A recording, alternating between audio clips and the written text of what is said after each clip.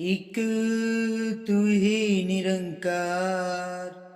पद संख्या 292।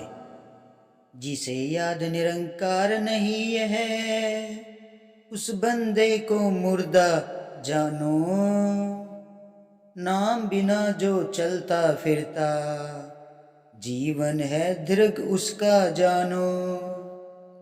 माया में है लीन जो रहता, हरदम कुटता झुरता जानो। मनमुख कभी न साबुत रहता, नमक डली सा घुलता जानो। नाम से है वंचित मनमुख को, तो ख्याल बधी का आएगा।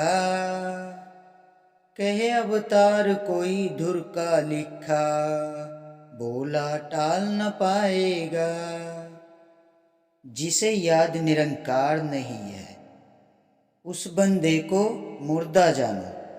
सासंग जी, जिसने इस निरंकार को अपने मन में नहीं बसाया है ना, और जो इसको याद नहीं करता है सासंग जी, तो सासंग जी वो बंदा मुर्दे के समान होता है सासंग जी।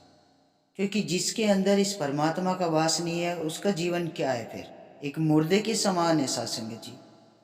क्योंकि इंसान जब धरती पे जन्म लेके आता है ना, तो सासंग जी उस निरंकार को भूल जाता है, उस सृष्टि के रचयिता को भूल जाता है सासंग जी।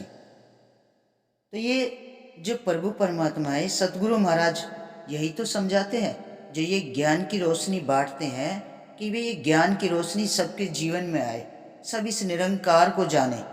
कोई बंदा ऐसा मुर्दे के समान अपना जीवन व्यतीत ना करे, सबके जीवन में सुकून आए, प्यार की लहर आए, सुकून की लहर आए। जन जन के जीवन में ये ज्ञान की रोशनी आए, जो सदगुरु महाराज सबको ये ज्ञान की रोशनी कोने कोने में जाके बांट रहे हैं सासंग जी, ये सभी के जीवन में आए। कोई भी इस निरंकार के प्यार से वंचित ना रहे सासंग जी।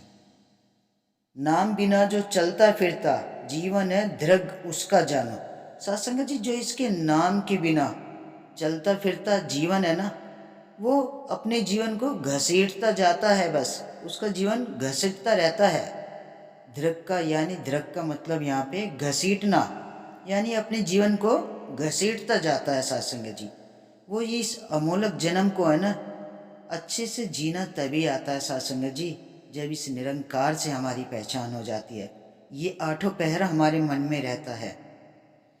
माया में है लीन जो रहता, हरदम उड़ता झुरता जानो। सत्संग जी, जो इस मोह माया में फंस जाता है ना, इस माया के चक्रव्यूह में आ जाता है सत्संग जी, वो तो हरदम घुटता रहता है सत्संग जी।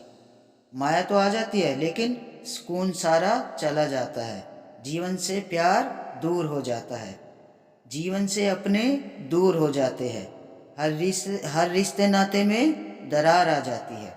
ये माया ठगनी होती है सत्संग जी, ये अच्छे से अच्छा रिश्ता तोड़वा देती है, हर रिश्ते में दरार डाल देती है सत्संग जी। तो सतगुरु महाराज यही कहते हैं ना, इस माया पे भी इंसान तभी काबू पा सकता है जब वो उसका नाता इस निरंकार से, सतगुरु महाराज के चरणों से जब जुड़ जाता है, तभी ये माया संत के, सतगुरु महाराज के दासी है। ये माया सतगुरु महाराज के चरणों में रहती है सत्संग जी। तो सत्संग जी, हर संत के अंदर सतगुरु महाराज का रूप होता है, हर संत। तो ये माया भी उसकी गुलामी बनेगी, फिर उस पर अपना जादू नहीं चला सकती सत्संग जी, क्योंकि जिसका मालिक निरंकार है, उस पे इस माया का कोई जादू नहीं चलेगा सत्संग जी। उसके पास अगर माया आएगी तो उसे वो फलेगी, ना कि उसे भटकाएगी। क्योंकि जब माया आती है ना, तो संत उस माया का इस्तेमाल सेवा में करता है सत्संग जी। जब माया के ऊपर ये निरंकार बैठ जाता है ना, तो ये इसके चरणों में रहती है सत्संग जी, तो ये संत को नहीं भटका सकती है सत्संग जी। तो सत्संग जी, ये प्रभु परमात्मा बार बार यही तो समझा रहे हैं निरंकार, कि इस रमे राम को जान लो, इसको पहचान लो, अपने जीवन को संवार लो सत्संग जी।